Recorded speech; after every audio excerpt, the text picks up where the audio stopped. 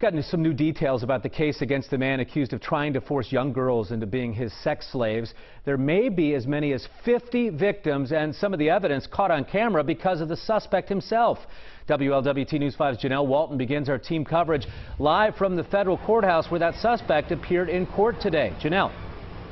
Mike, police say the list just keeps growing and growing. That suspect, he was in court today behind me in federal court involving cases with two of these young girls. Now, this is what they're saying. They're saying that he coerced these girls into being his online sex slave as well as sending them videos of themselves. The suspect is 21-year-old Nicholas Kurtz of Warren County. Investigators say he befriended young girls between the ages of 13 and 16 online. He'd asked them for nude pictures. However, one photo wasn't enough. The affidavit states Kurtz would then ask the girls to perform sex acts on themselves and their friends while he watched via Skype or Kik. He's accused of asking the girls to cut themselves, or he'd post the videos and pictures on their friends' social media pages. Here's one exchange between Kurtz and one of the victims. Minor female A wrote on an online chat with Kurtz, "You can't hurt me behind a screen."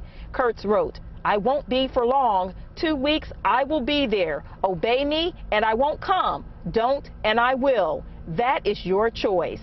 Minor female A wrote back, "You're bluffing. You don't know where I live." Investigators say Kurtz went so far as to threaten to kill himself if the girls didn't agree to call him master and perform lewd acts as he watched via Skype.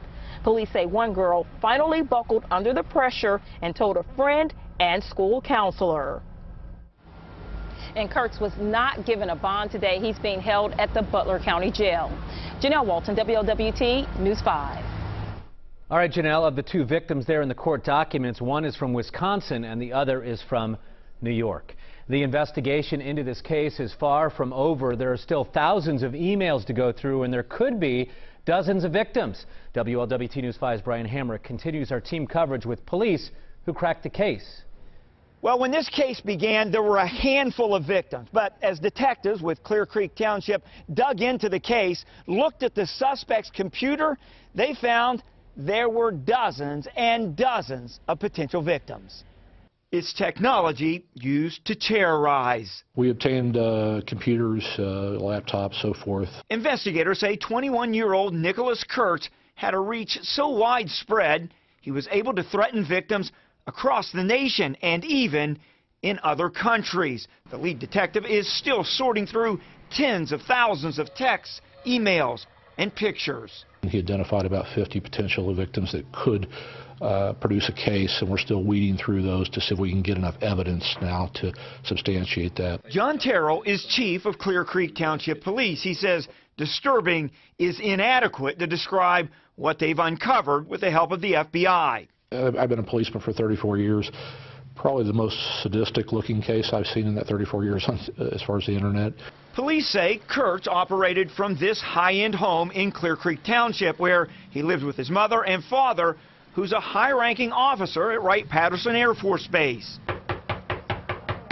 No one answered the door when we arrived, but detectives say this is where they seized some of the evidence that Kurtz was threatening underage girls. And was sending them information relative to being his sex slave, how to behave as his sex slave, and so forth. Kurtz allegedly told his victims if they identified him, he would post sexually explicit pictures he'd elicited from them. Police say some of the victims were paralyzed by fear of embarrassment. Now the suspect is dealing with the same emotion. And police here tell us as they continue to look into this case, there's a good chance there will be more charges. Brian Hamrick, WLWT News 5. Investigators would not discuss whether there are local cases, but want anyone who believes that they may have had contact with Kurtz through the internet to contact them, the police, right away. And stay with WLWT for any developments in this case. You can go to our website, WLWT.com, or download the WLWT mobile app to get alerts sent right to your smartphone.